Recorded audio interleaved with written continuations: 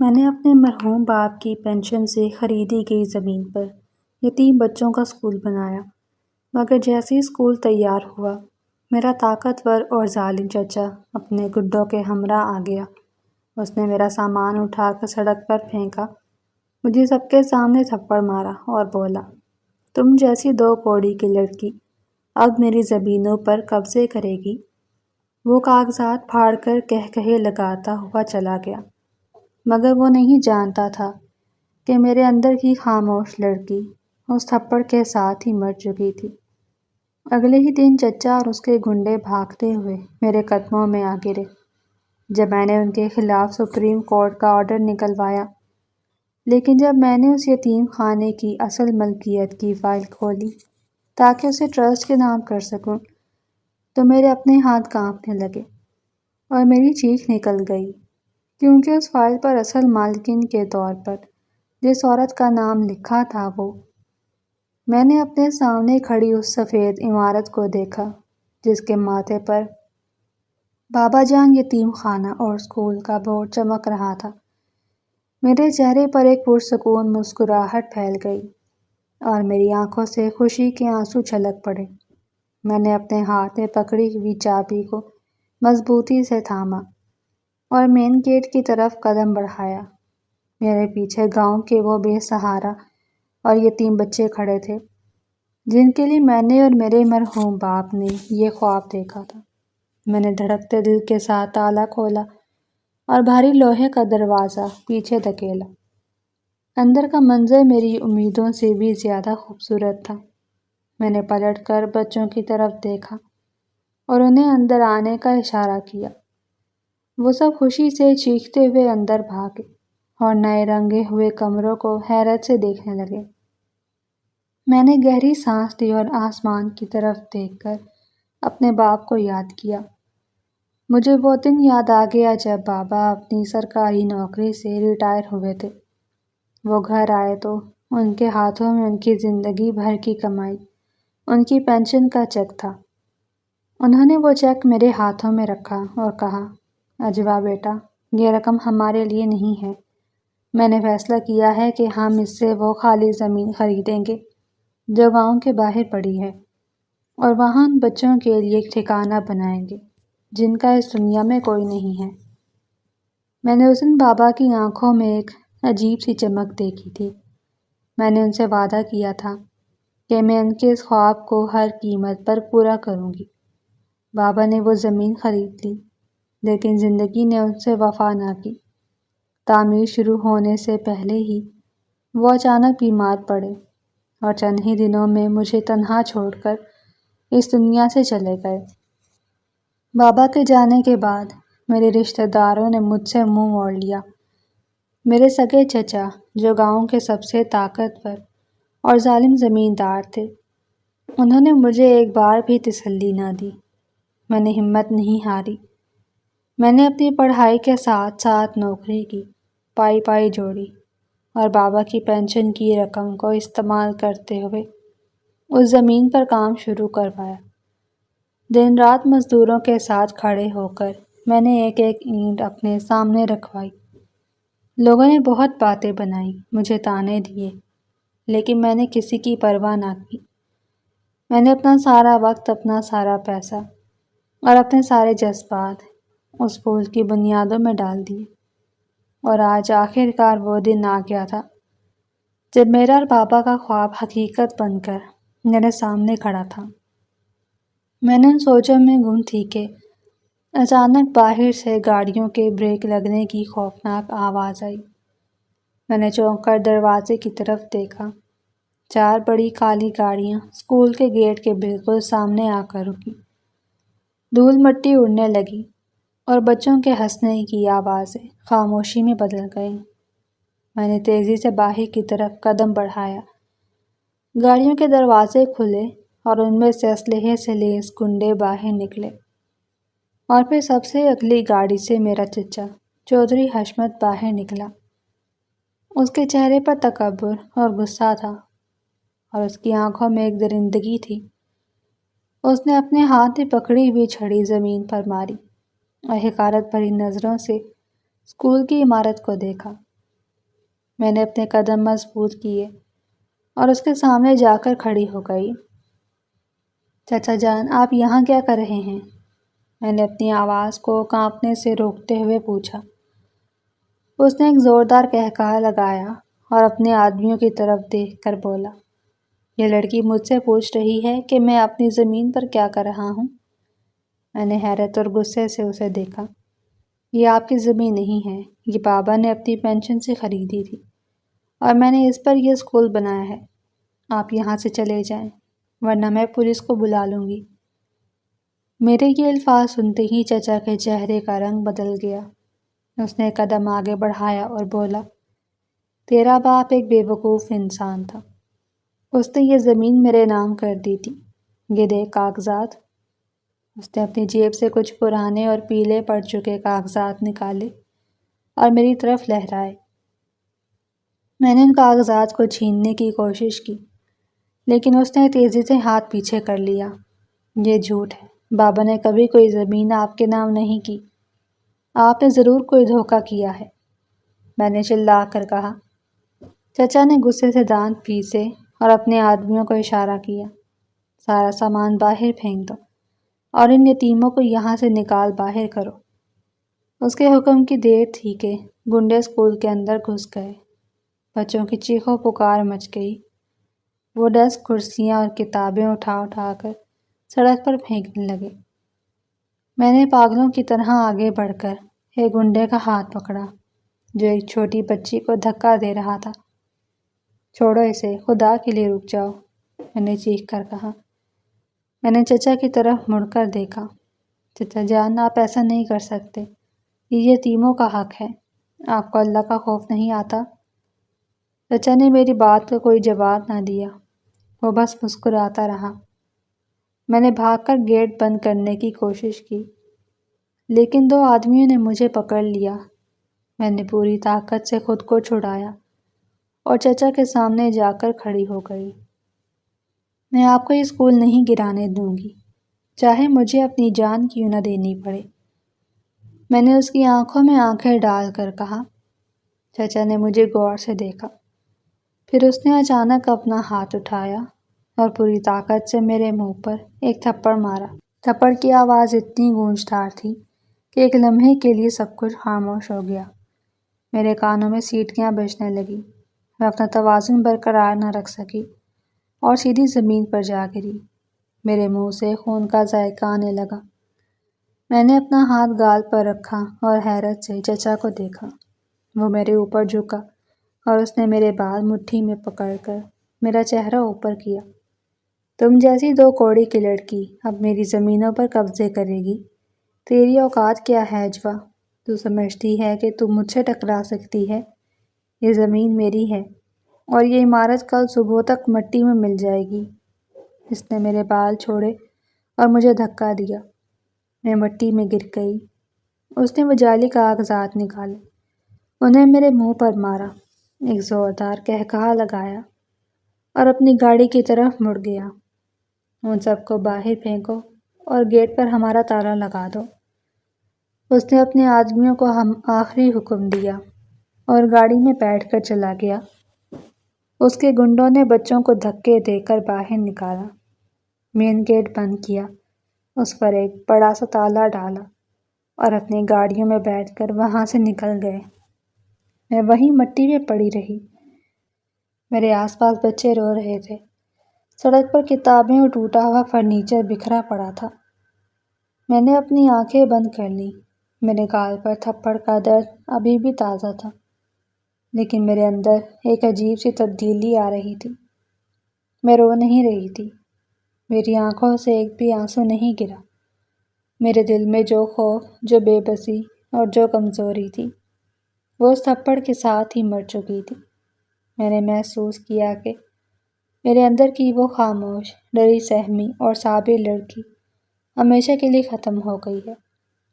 اس کی جگہ ایک ایسی آگ نے لے لی تھی جو صرف چچا حشمت کو جلا کر ہی ٹھنڈی ہو سکتی تھی۔ میں نے آہستہ سے آنکھیں کھولی۔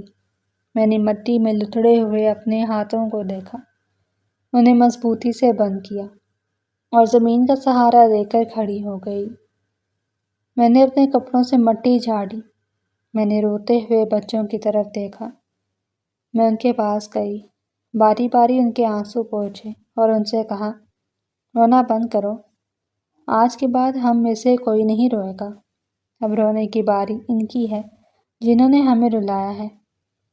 میں نے بچوں کو ساتھ لیا اور انہیں گاؤں کے دوسرے سرے اپنے بنے ہوئے چھوٹے سے خستہ حال گھر میں لے آئی۔ میں نے انہیں ایک کمرے میں بٹھایا، انہیں تسلی دی اور دروازہ بند کر کے اپنے بابا کے پرانے کمرے میں آ گئی۔ یہ کمرہ بابا کی موت کے بعد سے بالکل ویسا ہی تھا۔ میں نے اس میں کوئی تبدیلی نہیں کی تھی۔ کمرے کے کونے میں ایک پرانا لوہے کا ٹرنک رکھا تھا۔ بابا کہا کرتے تھے کہ اس میں ان کی زندگی بھر کی یادیں اور ضروری کاغذات ہیں۔ میں نے کبھی اسے کھولنے کی ضرورت محسوس نہیں کی تھی، لیکن آج مجھے اس کی ضرورت تھی۔ میں نے الماری سے ٹرنک کی چابی نکالی اور کانپتے ہاتھوں سے اس کا تالا کھولا۔ اندر پرانے کپڑے، کچھ کتابیں اور ایک پرانی گھڑی رکھی تھی۔ میں نے ان سب چیزوں کو باہر نکالا۔ ٹرنک بالکل خالی ہو گیا۔ میں نے غور سے ٹرنک کے نچلے حصے کو دیکھا۔ مجھے لگا جیسے اس کی تہہ کچھ زیادہ ہی موٹی ہے۔ میں نے اپنا ہاتھ اس کی تہہ پر پھیرا اور مجھے ایک کنارہ محسوس ہوا۔ میں نے اپنی پوری طاقت سے اس کنارے کو کھینچا۔ ٹرنک کے اندر ایک خفیہ خانہ بنا ہوا تھا۔ میرے دل کی دھڑکن تیز ہو گئی۔ اس خانے میں ایک براؤن رنگ کا پرانا لفافہ اور ایک چھوٹی سی کالی ڈائری رکھی تھی۔ میں نے جلدی سے لفافہ باہر نکالا اور اسے کھولا۔ اس کے اندر زمین کی اصل رجسٹری کے کاغذات تھے، جن پر حکومت کی مہر اور بابا کے دستخط موجود تھے۔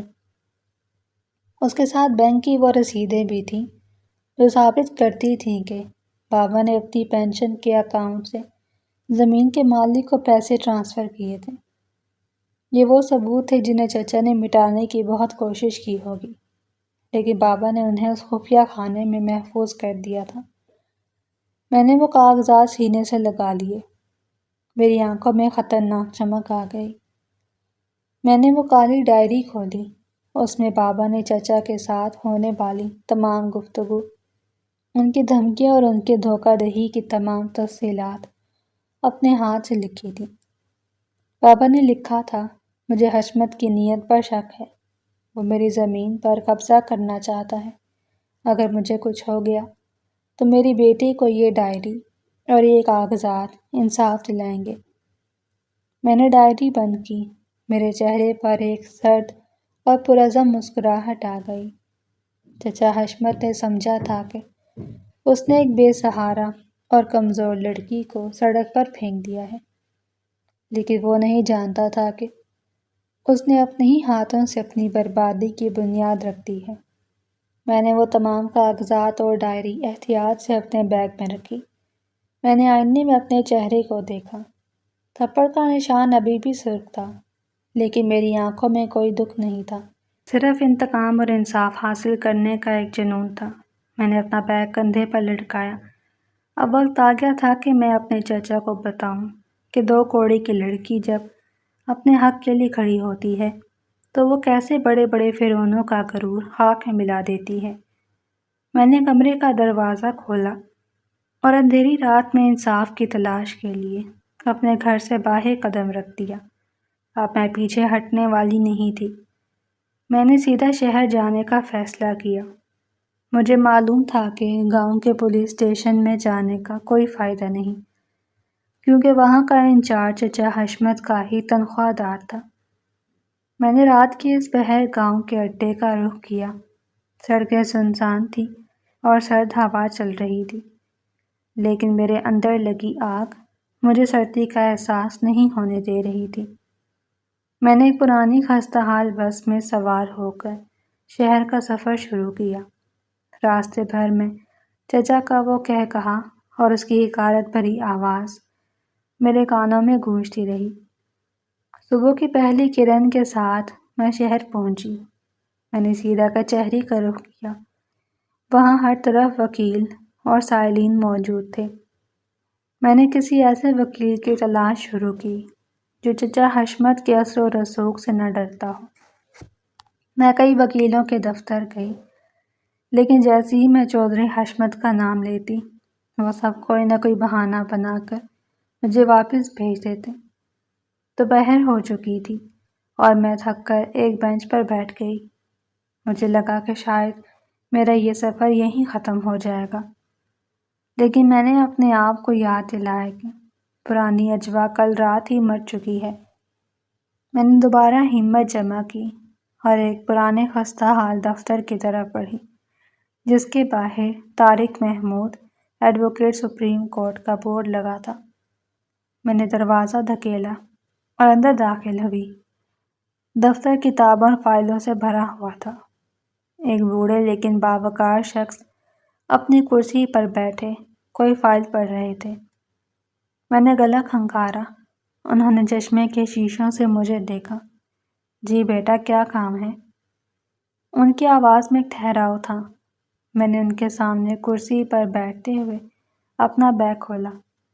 میں نے بابا کی ڈائری اور زمین کے اصل کاغذات نکال کر ان کی میز پر رکھ دیے۔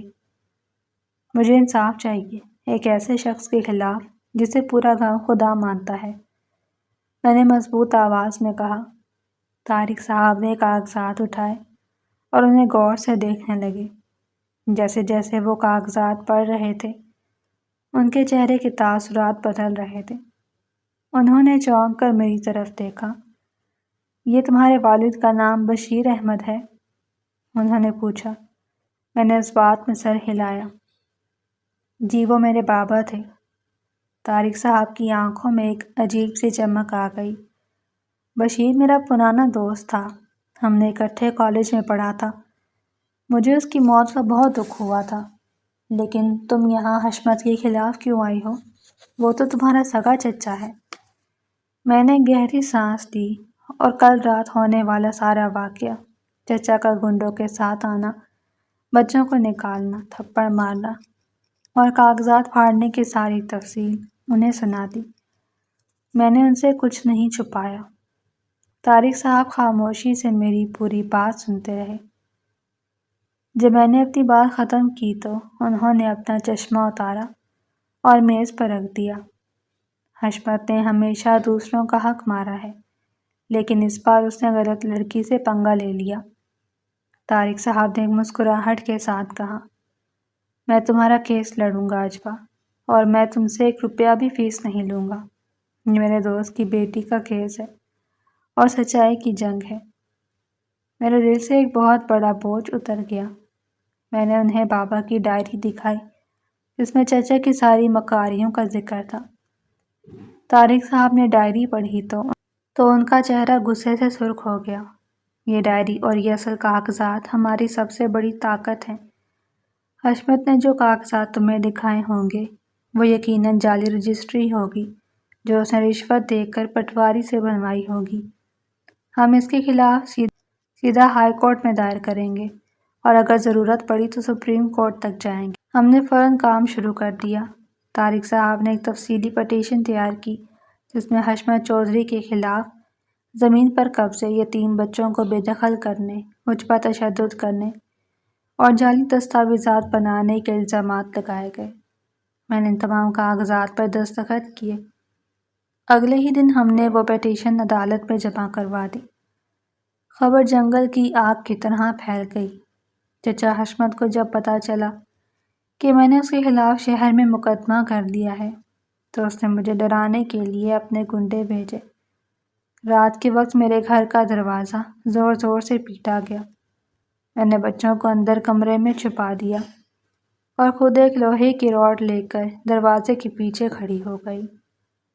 دروازہ کھول لڑکی، ورنہ ہم اسے توڑ دیں گے۔ باہر سے گنڈے کی آواز آئی۔ میں نے دروازہ نہیں کھولا۔ انہوں نے دھکے مار کر دروازہ توڑنے کی کوشش کی، لیکن گاؤں کے کچھ لوگ شور سن کر باہر آ گئے اور وہ گنڈے وہاں سے بھاگ گئے۔ مجھے احساس ہوا کہ یہ جنگ اب صرف عدالت تک محدود نہیں رہی تھی۔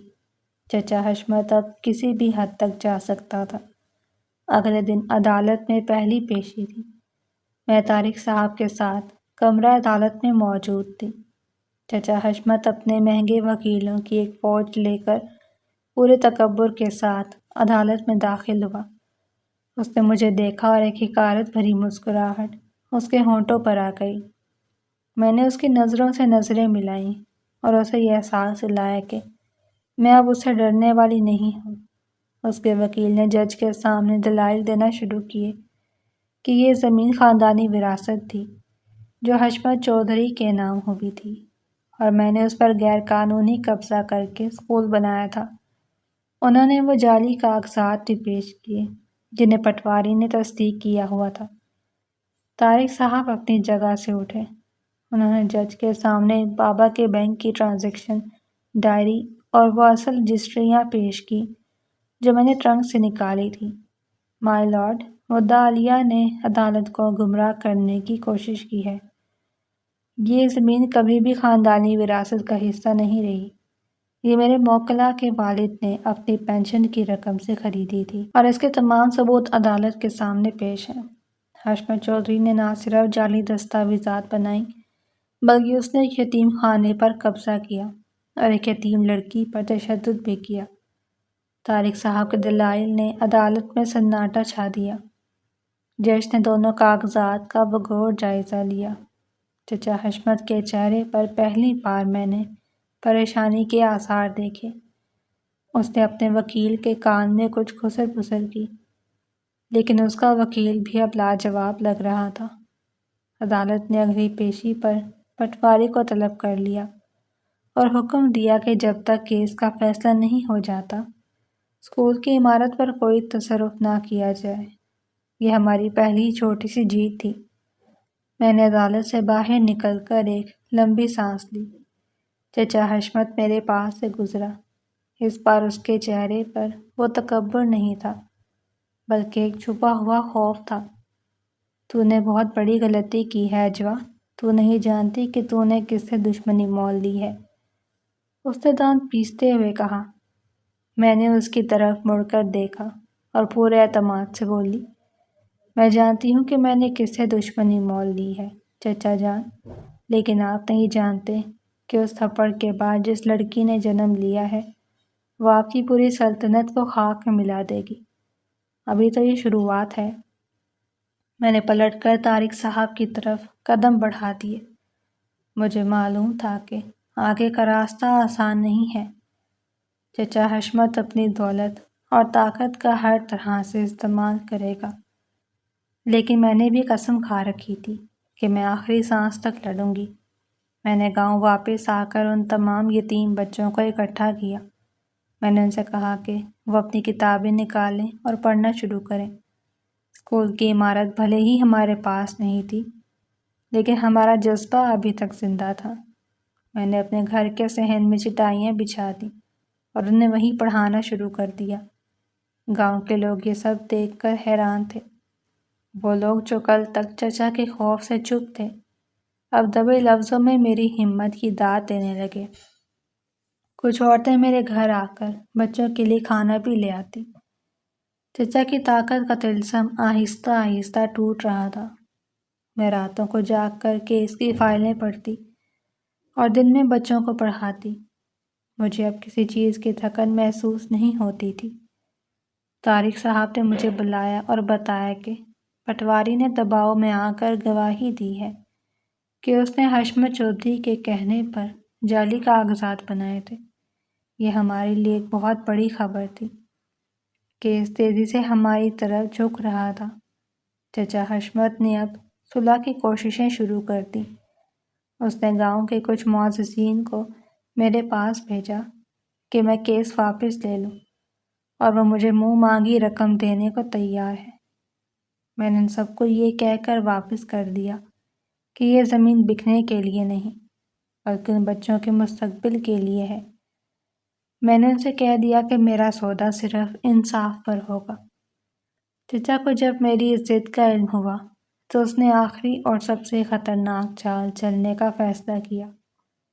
ایک رات جب میں بچوں کو پڑھا کر سلا چکی تھی، مجھے باہر سے کچھ آوازیں آئیں۔ میں نے کھڑکی سے جھانک کر دیکھا تو چچا کے گنڈے میرے گھر کے چاروں طرف مٹی کا تیل چھڑک رہے تھے۔ وہ میرے گھر کو آگ لگانا چاہتے تھے۔ میں نے تیزی سے بچوں کو اٹھایا اور انہیں پچھلے دروازے سے باہر نکالنے کی کوشش کی۔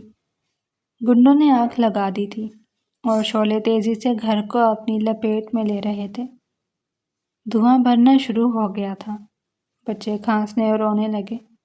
میں نے اپنی جان کی پرواہ کیے بغیر ایک گیلی چادر لی، اسے بچوں کے اوپر ڈالا اور انہیں دھکے دیتے ہوئے پچھلے دروازے سے باہر نکال لائی۔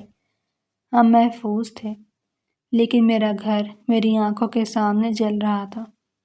گاؤں کے لوگ شور سن کر اکٹھے ہو گئے اور انہوں نے آگ بجھانے کی کوشش کی، لیکن تب تک بہت دیر ہو چکی تھی۔ میرا سب کچھ جل کر راکھ ہو گیا تھا۔ میں ان راکھ کے ڈھیر کے سامنے کھڑی تھی۔ لوگ سمجھ رہے تھے کہ میں اب ٹوٹ جاؤں گی، میں اب ہار مان لوں گی، لیکن وہ میرے اندر کی آگ کو نہیں دیکھ پا رہے تھے، جو اس گھر کی آگ سے کہیں زیادہ تیز تھی۔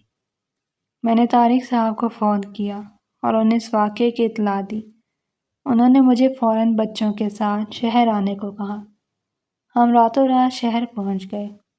طارق صاحب نے ہمیں اپنے گھر میں پناہ دی۔ اگلی صبح ہم نے عدالت میں گھر جلانے کا مقدمہ بھی درج کروا دیا۔ اب کیس سیدھا سپریم کورٹ میں جا رہا تھا۔ چچا حشمت نے اپنی ہی چال سے اپنے گلے میں پھندا ڈال لیا۔ میں نے سپریم کورٹ کی شاندار عمارت کی طرف دیکھتے ہوئے اپنے دل میں بابا سے وعدہ کیا کہ اب میں ظالم کو اس کے انجام تک پہنچا کر ہی دم لوں گی۔ میں نے بچوں کے ہاتھ مضبوطی سے تھامے اور عدالت کی سیڑھیاں چڑھنے لگی۔ میری خاموشی واقعی مر چکی تھی اور میری بغاوت کی بنیاد اتنی مضبوط ہو چکی تھی کہ دنیا کی کوئی طاقت اسے ہلا نہیں سکتی تھی۔ اب صرف انصاف ہونا باقی تھا۔ ہم نے اس خوفناک رات طارق صاحب کے گھر پناہ لی اور اگلی صبح ہوتے ہی سپریم کورٹ کی طرف اپنا سفر شروع کیا۔ شہر کی سڑکیں ٹریفک سے بھری ہوئی تھیں، لیکن میرے ذہن میں صرف ایک ہی منزل تھی۔ سپریم کورٹ کی شاندار اور اونچی عمارت کے سامنے کھڑے ہو کر میں نے گہرا سانس لیا اور اپنے قدموں کو مضبوط کیا۔ طارق صاحب میرے ساتھ کھڑے تھے اور انہوں نے میرے کندھے پر ہاتھ رکھ کر مجھے تسلی دی۔ ہم نے عمارت کے اندر قدم رکھا تو وہاں کا ماحول انتہائی سنجیدہ اور خاموش تھا۔ میں نے اپنے پیچھے کھڑے یتیم بچوں کے ڈرے ہوئے چہروں کو دیکھا اور انہیں اپنی آنکھوں سے ہمت دلائی۔ ہم راہداری سے گزر کر کمرہ عدالت کی طرف بڑھے۔ اچانک سامنے سے چچا حشمت اپنے مہنگے اور نامور وکیلوں کی ایک لمبی قطار کے ساتھ نمودار ہوا۔ اس کی آنکھوں میں وحشت اور غصہ واضح تھا۔ اس نے میرے قریب آ کر اپنے قدم روکے اور انتہائی سرد لہجے میں مجھے دھمکی دی۔ اس نے کہا کہ میں اب بھی وقت پر پیچھے ہٹ جاؤں اور یہ کیس واپس لے لوں، ورنہ وہ مجھے اور ان یتیم بچوں کو زندہ زمین میں گاڑ دے گا۔ اس نے غرور سے مجھے یاد دلایا کہ اس نے کل رات میرا گھر جلا کر میری اوقات مجھے دکھا دی ہے، اور اب عدالت بھی اس کا کچھ نہیں بگاڑ سکتی، کیونکہ پیسہ اور طاقت اس کے پاس ہے۔ میں نے اس کی آنکھوں میں آنکھیں ڈال کر پوری طاقت سے جواب دیا کہ میں موت سے نہیں ڈرتی، اور آج اس کا غرور اسی عدالت میں خاک میں ملے گا۔ میں نے اسے کہا کہ جس آگ سے تم نے میرا گھر جلایا ہے، اسی آگ میں آج تمہاری جھوٹی سلطنت جل کر راکھ ہوگی۔ چچا حشمت نے غصے سے دانت پیسے اور آگے بڑھ گیا۔ ہم کمرہ عدالت میں داخل ہوئے اور اپنی اپنی نشستوں پر بیٹھ گئے۔ کچھ ہی دیر میں جج صاحب تشریف لائے اور عدالت کی کارروائی کا باقاعدہ آغاز ہوا۔ چچا کے وکیل نے سب سے پہلے دلائل کا آغاز کیا۔ اس نے انتہائی مکاری اور چالاکی کے ساتھ عدالت کو گمراہ کرنے کی کوشش کی۔ اس نے دعویٰ کیا کہ میرے والد نے اپنی زندگی کے آخری دنوں میں وہ زمین خوشی سے چچا حشمت کے نام کر دی تھی، کیونکہ انہیں پیسوں کی شدید ضرورت تھی۔ اس نے پٹواری کے بنائے ہوئے تمام جعلی کاغذات اور رجسٹریاں جج صاحب کے سامنے پیش کیں۔ اس نے یہ بھی الزام لگایا کہ میں ایک لالچی اور دھوکے باز لڑکی ہوں، جس نے یتیموں کے نام پر ایک ڈرامہ رچایا ہے تاکہ اپنے چچا کی قیمتی زمین پر قبضہ کر سکوں، اور اس نے میرے کردار پر بھی کیچڑ اچھالنے کی کوشش کی۔ اس کی یہ باتیں سن کر میرا خون کھولنے لگا، لیکن میں نے اپنے غصے پر قابو پایا اور خاموشی سے طارق صاحب کی طرف دیکھا۔ طارق صاحب اپنی جگہ سے اٹھے اور انہوں نے انتہائی پرسکون انداز میں جج صاحب کو مخاطب کیا۔ انہوں نے وہ پرانی ڈائری، بینک کی رسیدیں اور اصل رجسٹریاں عدالت میں پیش کی جو میں نے اس پرانے ٹرنک کے خفیہ خانے سے نکالی تھی۔ طارق صاحب نے عدالت کو بتایا کہ چچا حشمت نے طاقت اور پیسے کے زور پر جعلی کاغذات بنوائے اور مقامی پولیس کو بھی خریدا۔ انہوں نے پٹواری کو گواہی کے لیے کٹہرے میں بلایا۔ پٹواری عدالت کے کڑے ماحول اور جج صاحب کے جلال سے پہلے ہی خوفزدہ ہو چکا تھا۔ جب طارق صاحب نے اس پر تابڑ توڑ سوالات کیے تو وہ بری طرح گھبرا گیا۔ اس نے کانپتی ہوئی آواز میں عدالت کے سامنے سچ اگل دیا۔ اس نے اعتراف کیا کہ حشمت چودھری نے اسے جان سے مارنے کی دھمکی دی تھی اور بھاری رشوت دے کر اس سے پچھلی تاریخوں میں جعلی رجسٹری تیار کروائی تھی۔ یہ سنتے ہی کمرہ عدالت میں ہلچل مچ گئی۔ چچا حشمت کا چہرہ غصے اور خوف سے پیلا پڑ گیا۔ اس کے وکیل نے فوراً اعتراض کیا اور پٹواری کی گواہی کو دباؤ کا نتیجہ قرار دیا، لیکن طارق صاحب نے فوراً بینک کا وہ ریکارڈ پیش کیا جس میں واضح طور پر لکھا تھا کہ چچا حشمت کے اکاؤنٹ سے ایک بڑی رقم پٹواری کے اکاؤنٹ میں منتقل ہوئی تھی۔ یہ ثبوت اتنا ٹھوس تھا کہ چچا کا وکیل بھی لاجواب ہو گیا، لیکن چچا حشمت نے ہار نہیں مانی تھی۔ اس نے اپنے وکیل کے ذریعے ایک اور خطرناک چال چلی۔ اس کے وکیل نے اچانک ایک نیا اور پرانا نظر آنے والا کاغذ جج صاحب کے سامنے پیش کیا اور دعویٰ کیا کہ یہ میرے والد کا آخری وصیت نامہ ہے جس میں انہوں نے زمین حشمت کے نام کی تھی۔ اس کاغذ پر میرے والد کے بالکل اصلی نظر آنے والے دستخط موجود تھے۔ یہ دیکھ کر میرے قدموں تلے سے زمین نکل گئی۔ میں نے طارق صاحب کی طرف پریشانی سے دیکھا۔ اگر وہ کاغذ اصلی ثابت ہو جاتا تو ہم کیس ہار جاتے۔ جج صاحب نے اس کاغذ کو بغور دیکھا اور طارق صاحب سے جواب طلب کیا۔ طارق صاحب نے ذرا بھی گھبراہٹ کا مظاہرہ نہیں کیا۔ انہوں نے عدالت سے درخواست کی کہ اس وصیت نامے کی دستخطوں کی تصدیق کے لیے فورینزک اور ہینڈ رائٹنگ ایکسپرٹ کو بلایا جائے۔ عدالت نے یہ درخواست منظور کر لی اور کیس کی سماعت اگلے دن تک ملتوی کر دی۔ وہ رات میرے لیے کسی قیامت سے کم نہیں تھی۔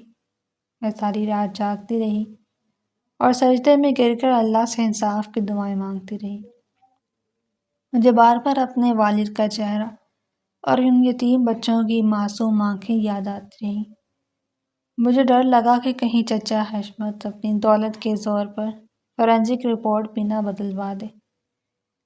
میں نے طارق صاحب سے اپنا خوف شیئر کیا تو انہوں نے مجھے تسلی دی اور کہا کہ سچ کی طاقت کسی بھی دولت سے بڑی ہوتی ہے۔ اگلی صبح ہم دوبارہ عدالت پہنچے۔ ہینڈ رائٹنگ ایکسپرٹ نے اپنی تفصیلی رپورٹ عدالت میں پیش کر دی۔ جب جج صاحب نے وہ رپورٹ پڑھی تو ان کے چہرے پر سخت ناراضگی کے آثار نمودار ہوئے۔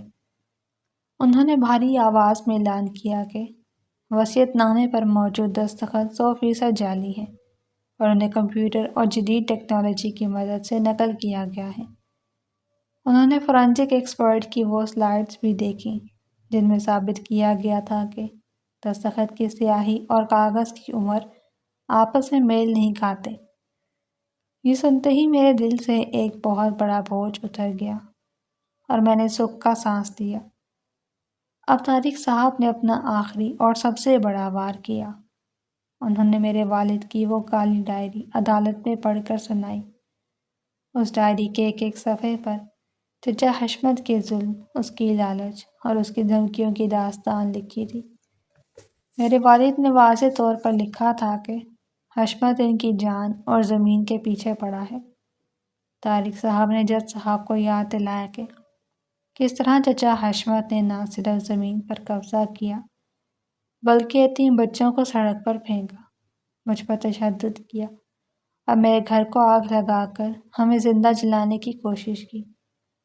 انہوں نے وہ تمام تصاویر اور مقامی پولیس کی رپورٹس بھی پیش کی جو ہمارے جلے ہوئے گھر کا ثبوت تھیں۔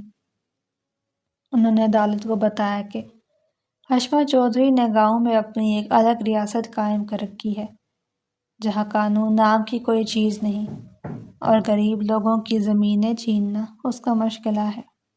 جج صاحب نے تمام گواہوں، بینک کے ریکارڈز، فورینزک رپورٹ اور ثبوتوں کا بغور جائزہ لیا۔ کمرہ عدالت میں ایک گہری خاموشی چھا گئی۔ سب کی نظریں جج صاحب پر ٹکی تھیں۔ چچا حشمت اب بری طرح پسینے میں شرابور تھا۔ اس کا وہ تکبر، وہ سینہ تان کر چلنا اور وہ غرور جو اس نے گاؤں میں دکھایا تھا اب مکمل طور پر ٹوٹ چکا تھا۔ وہ بار بار اپنے وکیل کی طرف دیکھتا لیکن اس کا وکیل نظریں چرا کر نیچے دیکھ رہا تھا۔ جج صاحب نے اپنا قلم اٹھایا اور فیصلہ لکھنا شروع کیا۔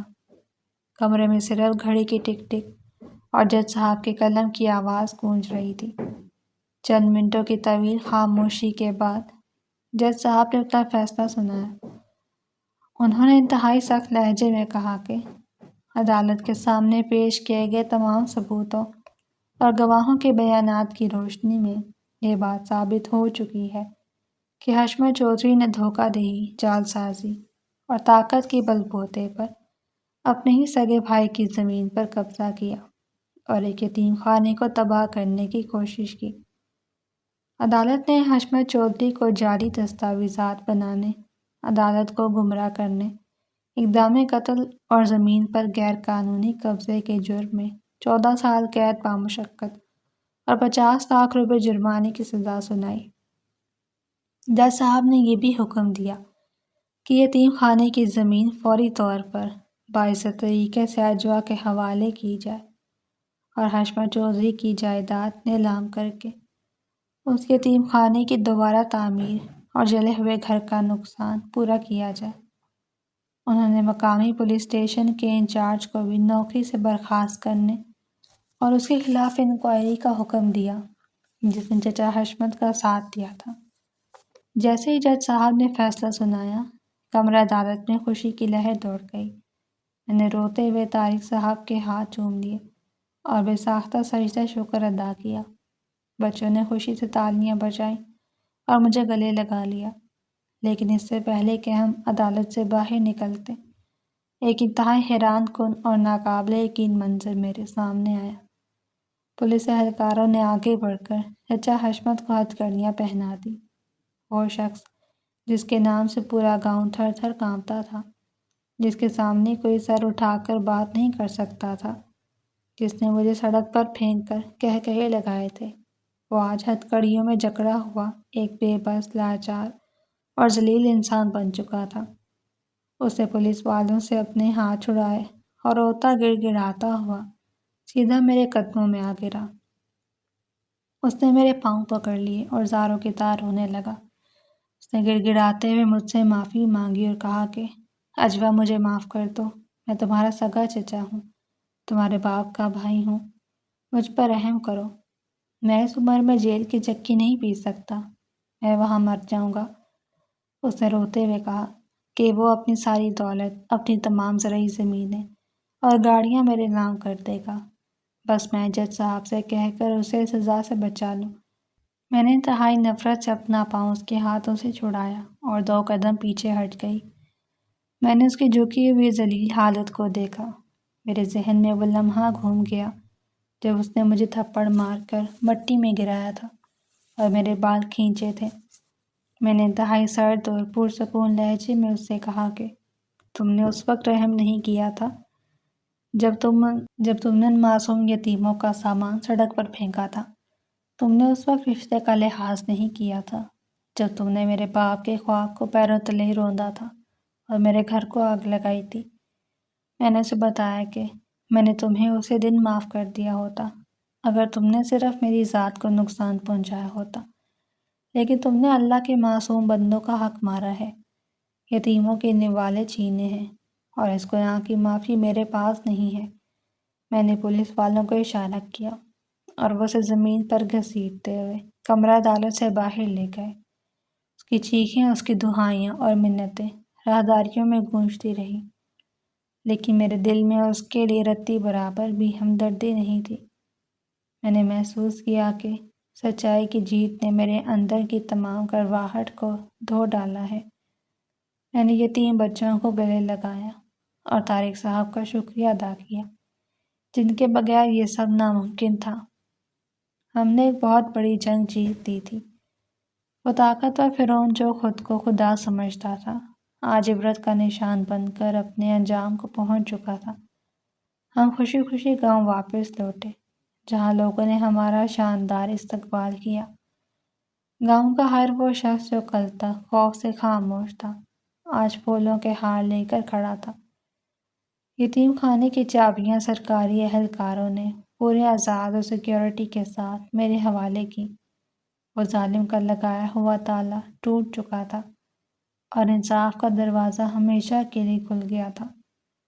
بچوں نے خوشی سے عمارت کے اندر دوڑ لگا دی اور میں نے سکون کا سانس لیا، لیکن مجھے ذرا بھی اندازہ نہیں تھا کہ اس عظیم جیت کے بعد اس پرسکون عمارت کے اندر اور ان قانونی فائلوں میں ایک ایسا خوفناک راز میرا انتظار کر رہا تھا جو میری پوری دنیا کو ہلا دینے والا تھا۔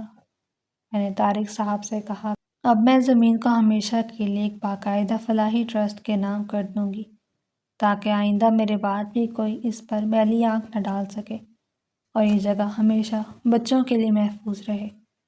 طارق صاحب نے مسکراتے ہوئے میری اس بات کی حامی بھری اور کہا، وہ اگلے دن ہی تمام قانونی کارروائی اور کاغذات مکمل کر دیں تاکہ ہم ٹرسٹ کی بنیاد رکھ سکیں۔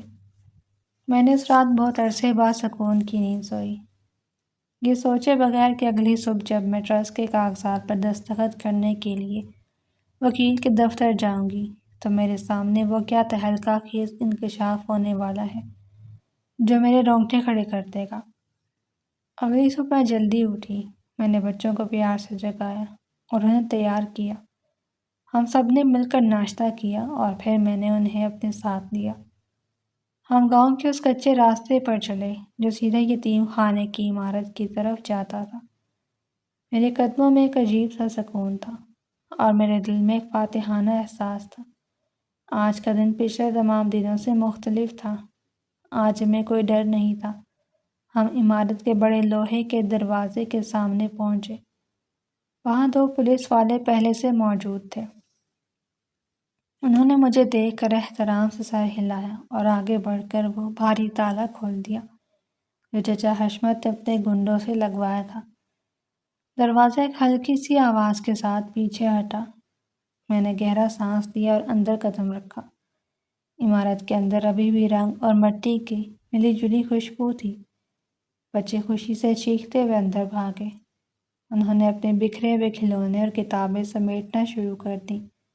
علی نے اپنا ٹوٹا ہوا جہاز اٹھایا اور مجھے مسکرا کر دیکھا۔ ثنا نے اپنی ڈرائنگ بک سینے سے لگا لی۔ میں نے ان معصوم چہروں پر بکھری ہوئی خوشی کو دیکھا اور میری آنکھوں سے آنسو چھلک پڑے۔ میں نے آسمان کی طرف دیکھا اور دل ہی دل میں اپنے بابا کا شکریہ ادا کیا۔ میں نے محسوس کیا کہ آج ان کی روح واقعی خوش ہوگی۔ میں نے بچوں کو ان کے کمروں میں بھیجا اور خود بابا کے نام سے بنے اس چھوٹے سے آفس میں چلی گئی جسے میں نے خاص طور پر ان کی یاد میں تیار کیا تھا۔ میں نے کرسی پر بیٹھ کر کمرے کا جائزہ لیا۔ سب کچھ ویسا ہی تھا، بس تھوڑی سی دھول جم گئی تھی۔ میں نے میز صاف کیا اور اپنا فون نکالا۔ میں نے طارق صاحب کا نمبر ملایا۔ انہوں نے فوراً فون اٹھا لیا۔ میں نے انہیں بتایا کہ ہم نے عمارت کا قبضہ لے لیا ہے اور بچے بہت خوش ہیں۔ طارق صاحب نے مجھے مبارکباد دی۔ میں نے ان سے کہا کہ میں زمین اور عمارت کو ہمیشہ کے لیے ایک باقاعدہ فلاحی ٹرسٹ کے نام کرنا چاہتی ہوں۔ میں نے انہیں سمجھایا کہ میں کوئی خطرہ نہیں لینا چاہتی اگر کل کو مجھے کچھ ہو گیا تو کوئی دوسرا چچا حشمت ان بچوں کا حق نہ چھین لے۔ طارق صاحب نے میری اس بات سے مکمل اتفاق کیا۔ انہوں نے مجھ سے کہا کہ تم آج دوپہر کو ہی شہر آ جاؤ، میں سارے قانونی کاغذات تیار کروا لیتا ہوں تاکہ تم آج ہی ان پر سائن کر دو اور یہ معاملہ ہمیشہ کے لیے محفوظ ہو جائے۔ میں نے ان کی بات مان لی اور فون رکھ دیا۔ میں نے بچوں کے لیے دوپہر کے کھانے کا انتظام کیا، گاؤں کی ایک بوڑھی عورت کو ان کے پاس بٹھایا اور خود شہر جانے کے لیے نکل پڑی۔ بس کے سفر کے دوران میرے ذہن میں بہت سے خیالات آئے۔ میں نے مستقبل کے کئی خواب بنے۔ میں نے سوچا کہ میں اس ٹرسٹ کو مزید بڑا کروں گی، بچوں کے لیے ایک اچھا پلے گراؤنڈ بناؤں گی اور انہیں شہر کے بہترین اسکولوں کے معیار کی تعلیم دوں گی۔ میں نے چچا حشمت کے انجام کے بارے میں بھی سوچا۔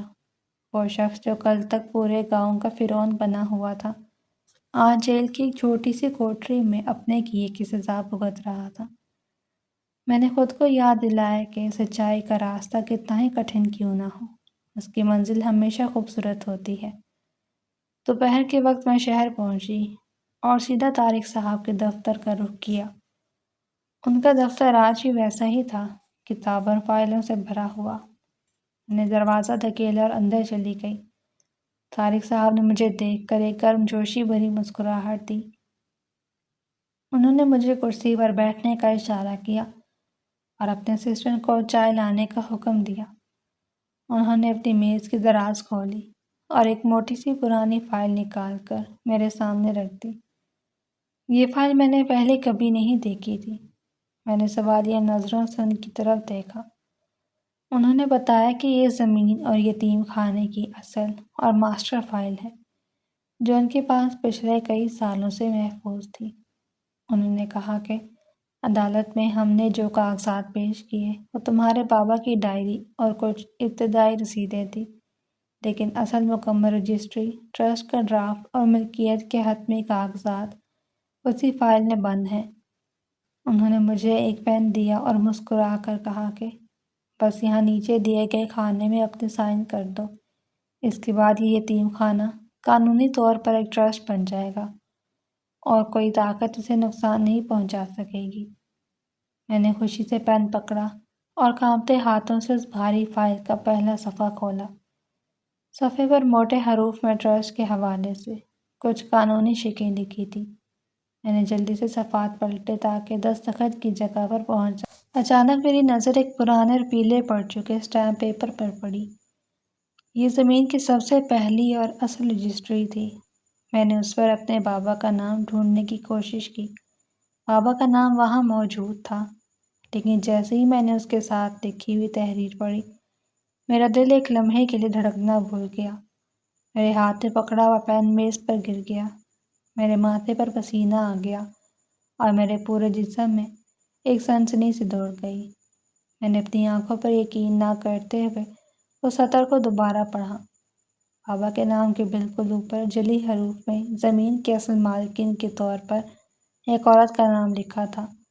وہ نام پڑھ کر میری سانس رک گئی۔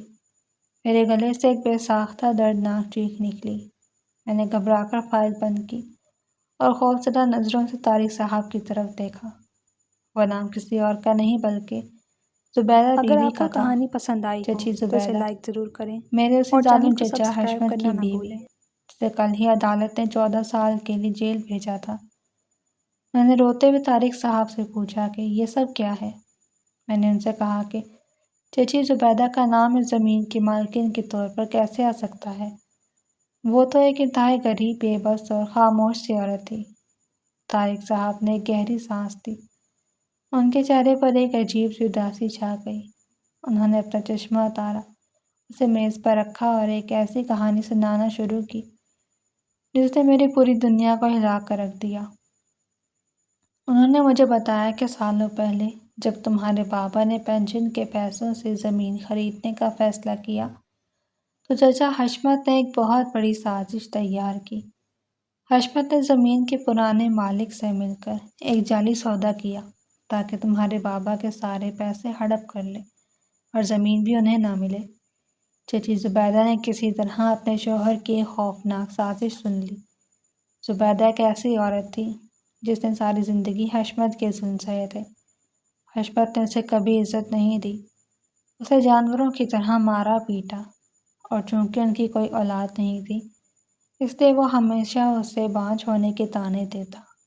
پورا گاؤں جانتا تھا کہ چچی زبیدہ گھر کے کونے میں پڑی رہنے والی ایک گونگی اور بے بس عورت تھی جس کی کوئی آواز نہیں، لیکن اس رات اس گونگی عورت نے وہ قدم اٹھایا جو بڑے بڑے طاقتور مرد بھی نہیں اٹھا سکتے۔ طارق صاحب نے مجھے بتایا کہ چچی زبیدہ رات کے اندھیرے میں چھپ کر تمہارے بابا کے پاس آئی۔ اس نے اپنے جہیز کا وہ سارا سونا جو اس نے سالوں سے چھپا کر رکھا تھا تمہارے بابا کے قدموں میں رکھ دیا۔ اس نے تمہارے بابا سے کہا کہ حشمت تمہیں دھوکہ دے رہا ہے، تم میری یہ دولت لو اور اس سے وہ زمین خرید لو، لیکن زمین براہ راست اپنے نام مت کرنا ورنہ حشمت تمہیں مار دے گا۔ زبیدہ نے وہ سونا بیچ کر سارے پیسے تمہارے بابا کو دیے اور پھر وہ دونوں میرے پاس اس دفتر میں آئے۔ زبیدہ نے قانونی طور پر وہ زمین اپنے نام خریدی اور تمہارے بابا کو اس زمین کا شریک مالک اور نگران مقرر کیا۔ اس نے مجھ سے رو کر منت کی کہ میں یہ راز کبھی کسی کو نہ بتاؤں۔ اس نے کہا کہ وہ یہ سب صرف ان یتیم بچوں کے لیے کر رہی ہے جن کے لیے تمہارے بابا اسکول بنانا چاہتے تھے، کیونکہ اللہ نے اسے اپنی اولاد سے تو محروم رکھا تھا، لیکن وہ چاہتی تھی کہ گاؤں کے یتیم بچے اس زمین پر اپنا مستقبل بنائیں۔ طارق صاحب کی آنکھوں میں بھی آنسو آ گئے۔ انہوں نے بھرائی ہوئی آواز سے مزید بتایا کہ چچی زبیدہ نے مجھ سے ایک پکا وعدہ لیا تھا۔ اس نے کہا تھا کہ جب تک اجبا بڑی ہو کر اس زمین پر یتیم خانہ تعمیر نہ کر لے تب تک یہ فائل کسی کے سامنے مت کھولنا۔ اسے معلوم تھا کہ اگر حشمت کو پتہ چل گیا کہ اس کی اپنی بیوی نے اس کی سازش ناکام بنائی ہے اور زمین اپنے نام کروا لی ہے تو وہ اسے زندہ جلا دے گی۔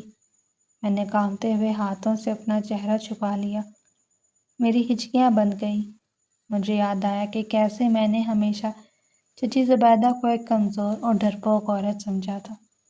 مجھے یاد آیا کہ جب میں چھوٹی تھی تو وہ مجھے اکثر دور سے کھڑی حسرت بھری نگاہوں سے دیکھتی تھی، لیکن چچا کے ڈر سے کبھی میرے قریب نہیں آتی تھی۔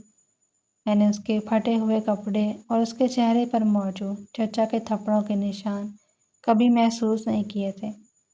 میں نے ہمیشہ سوچا کہ جو عورت اپنے لیے نہیں لڑ سکتی وہ کسی اور کے لیے کیا کرے گی، لیکن میں کتنی غلط تھی، میری سوچ کتنی چھوٹی تھی۔ اس خاموش عورت نے اپنی زندگی کی واحد جمع پونجی، اپنا سارا سونا میرے اور میرے بابا کے خواب پر لٹا دیا اور بدلے میں اپنا نام تک ظاہر نہیں ہونے دیا۔ میں نے روتے ہوئے طارق صاحب سے پوچھا کہ چچی اب کہاں ہیں؟ طارق صاحب نے ایک لمبی خاموشی کے بعد بتایا کہ زبیدہ بی بی تو 3 سال پہلے کینسر کے مرض میں مبتلا ہو کر اس دنیا سے رخصت ہو چکی ہے۔ حشمت نے اس کے علاج پر روپیہ بھی خرچ نہیں کیا اور وہ درد سے تڑپ تڑپ کر ایک اسپتال کے جنرل وارڈ میں مر گئی تھی۔ یہ سن کر میرے دل پر جیسے کسی نے کھنجر چلا دیا۔ میں نے زور زور سے رونا شروع کر دیا۔ میں نے اس فائل کو سینے سے لگا لیا۔ مجھے اس پرانے کاغذ میں سے چچی کے پسینے اور اس کی قربانی کی خوشبو آ رہی تھی۔ میں نے طارق صاحب سے پین چھینا اور روتے ہوئے اس فائل پر اپنے دستخط کر دیے۔ میں نے ان سے کہا کہ اس ٹرسٹ کا نام آج سے صرف اور صرف زبیدہ میموریل ٹرسٹ ہوگا۔ میں دفتر سے پاگلوں کی طرح باہر بھاگی۔ میں نے سڑک پر چلتی ہوئی ٹریفک کی کوئی پرواہ نہیں کی۔ میں سیدھا بس اڈے پر پہنچی اور پہلی بس پکڑ کر واپس گاؤں آ گئی۔ شام ہو چکی تھی اور سورج غروب ہو رہا تھا۔ میں یتیم خانے نہیں گئی بلکہ میں نے سیدھا گاؤں کے اس پرانے اور ویران قبرستان کا رخ کیا۔ میں قبرستان کی خاردار جھاڑیوں اور پرانی قبروں کے درمیان بھاگتی رہی۔ میری نظریں صرف ایک نام ڈھونڈ رہی تھیں۔ آخر کار قبرستان کے سب سے آخری کونے میں ایک ٹوٹی ہوئی اور مٹی سے بھری ہوئی کچی قبر پر مجھے وہ تختی نظر آ گئی۔ اس پر مدھم تحریر میں لکھا تھا زبیدہ بی بی زوجہ حشمت چودھری۔ میں اس قبر کے پاس گر پڑی۔ میں نے اپنے ہاتھوں سے اس قبر پر پڑی ہوئی سوکھی پتیاں اور مٹی ہٹائی۔ میں نے قبر کی مٹی کو چوما اور دھاڑے مار کر رونے لگی۔ میں نے قبر سے باتیں کرنا شروع کر دی۔ میں نے روتے ہوئے کہا کہ چچی مجھے معاف کر دو، میں نے تمہیں پہچاننے میں بہت دیر کر دی۔ میں نے تم سے کبھی بات نہیں کی، میں نے کبھی تمہارا درد نہیں سمجھا۔ تم نے میرے اور ان یتیم بچوں کے لیے اپنی پوری زندگی جہنم بنا لی، اور ہم نے تمہاری قربانی کو جاننے کی کوشش ہی نہیں کی۔ میں نے اسے بتایا کہ چچی تم جیت گئیں، تمہاری خاموشی جیت گئی، تمہارا وہ ظالم شوہر آج جیل کی سلاخوں کے پیچھے رو رہا ہے، اور تم آج اس یتیم خانے کی صورت میں ہمیشہ کے لیے امر ہو گئی ہو۔ میں دیر تک اس قبر پر بیٹھی روتی رہی۔ رات کا اندھیرا چھا گیا تھا، لیکن میرے دل میں ایک عجیب سی روشنی ہو گئی تھی۔ میں نے اپنے آنسو پوچھے، قبر پر پانی ڈالا اور کھڑی ہو گئی۔ میں نے چچی زبیدہ سے وعدہ کیا کہ میں ان کے اس احسان کو کبھی ضائع نہیں ہونے دوں گی۔ میں نے فیصلہ کیا کہ اب میں کبھی کمزور نہیں پڑوں گی، کیونکہ مجھے معلوم ہو گیا تھا کہ میری طاقت صرف میری نہیں، بلکہ ایک ایسی خاموش عورت کی قربانی کا نتیجہ ہے جس نے مر کر بھی مجھے اور ان بچوں کو زندگی دے دی تھی۔ اگلے دن میں نے ایک بڑا سا بورڈ تیار کروایا اور اسے یتیم خانے کے مین گیٹ پر لگوا دیا۔ اس بورڈ پر سنہرے حروف میں لکھا تھا، زبیدہ میموریل ٹرسٹ۔ گاؤں کے لوگ حیران تھے کہ میں نے اپنے دشمن کی بیوی کے نام پر اس ٹرسٹ کا نام کیوں رکھا، لیکن میں نے کسی کو کوئی صفائی نہیں دی۔ بچوں نے نئے بورڈ کو دیکھ کر تالیاں بجائیں اور کلاسوں کی طرف دوڑ پڑے۔ میں نے گہری سانس لی اور اس پرسکون عمارت کو دیکھا۔ میں نے محسوس کیا کہ بعض اوقات ظلم کتنا ہی طاقتور کیوں نہ ہو، سچائی کی خاموش تدبیر اسے جڑ سے اکھاڑ پھینکتی ہے، اور بعض اوقات ہمارے سب سے بڑے محافظ وہ لوگ ہوتے ہیں جنہیں ہم نے کبھی جاننے کی کوشش ہی نہیں کی ہوتی۔ میں نے مسکرا کر آسمان کی طرف دیکھا۔ میں پلٹی اور بچوں کو پڑھانے کے لیے کلاس روم کے اندر چلی گئی۔ میری خاموشی بہت پہلے مر چکی تھی، لیکن آج میں نے سیکھ لیا تھا کہ اصل طاقت آواز میں نہیں بلکہ اس نیت اور قربانی میں ہوتی ہے جو انسان کو اندر سے مضبوط بناتی ہے۔ میں نے اپنے قدم مضبوطی سے زمین پر جمائے اور ایک نئے اور خوبصورت مستقبل کی طرف اپنا سفر شروع کر دیا۔